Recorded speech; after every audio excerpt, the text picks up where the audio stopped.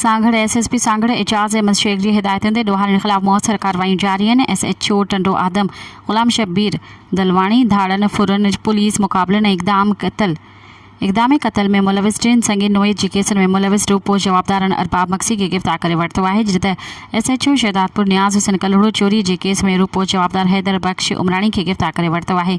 SHO झोल नबी बख्श लाशारी चोरी जे case में रूपो जवाबदारन वहीद खोसो के गिरफ्तार करे वरतो है। SHO गुलाम शब्बीर दिलवाणी शहर में खरीदारी कंदड़ औरतुन का पैसा चोरी कंदड़ बिन औरतुन पठाणी भट्टी और रुबीना भट्टी के गिरफ्तार करे संदन कब्जे में चोरी कल 10,000 रुपया रोक रकम हथ करे वरता है। उन अलावा एक बी कार्रवाई में टंडो आदम पुलिस मंशा के अॾे ते छापो हणी मंशात फरोश नज़ीर मंगणहार शहरियार मेवाती और एहतिशाम शेख के गिरफ्तार करे 3 लीटर शराब हथ कयो है। मज़ीद ख़बरन ऐं तफ़सीलात लाइ विज़िट कयो असांजी वेबसाइट www.awamiNewsHD.com ऐं ॾिसंदा रहो अवामी न्यूज़ HD।